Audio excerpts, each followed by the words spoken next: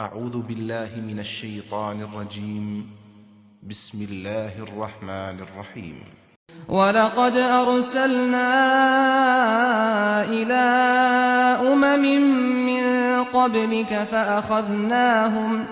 فَأَخَذْنَاهُم بِالْبَأْسَاءِ وَالضَّرَّاءِ لَعَلَّهُمْ يَتَضَرَّعُونَ فَلَوْلَا إِذْ جَاءَهُم بَأْسُنَا تَضَرَّعُوا وَلَٰكِن قَسَتْ قُلُوبُهُمْ وَزَيَّنَ لَهُمُ الشَّيْطَانُ مَا كَانُوا يَعْمَلُونَ فَلَمَّا نَسُوا مَا ذُكِّرُوا بِهِ فَتَحْنَا عَلَيْهِمْ أَبْوَابَ كُلِّ شَيْءٍ حَتَّىٰ إِذَا فَرِحُوا بِمَا أُوتُوا أَخَذْنَاهُم بَغْتَةً فَإِذَا هُم مُّبْلِسُونَ فَقُطِعَ دَابِرُ الْقَوْمِ الَّذِينَ ظَلَمُوا وَالْحَمْدُ لِلَّهِ رَبِّ الْعَالَمِينَ۔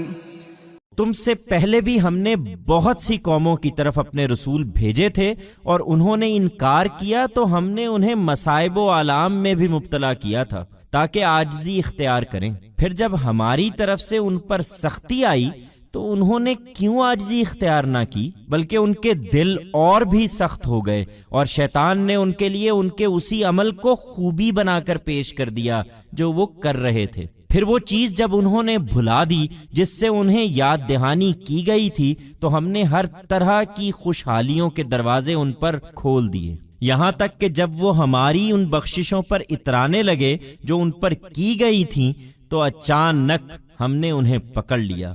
اب حال یہ تھا کہ بالکل ششدر ہو کر رہ گئے۔ اس طرح ان لوگوں کی جڑ کاٹ دی گئی جنہوں نے اپنی جان پر ظلم ڈھایا تھا، اور شکر اللہ ہی کے لیے ہے جو عالم کا پروردگار ہے کہ اس نے زمین کو ان ظالموں سے پاک کر دیا۔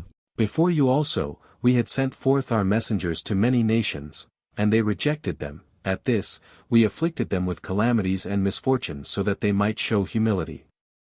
Then why did they not show humility when adversity visited them from us?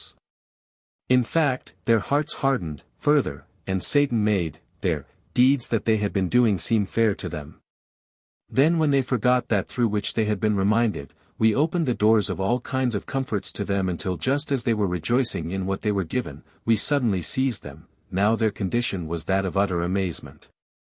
In this manner, they were uprooted who had been unjust to their souls, and gratitude is for God alone, the Lord of the universe, that he exterminated such unjust people from the face of the earth.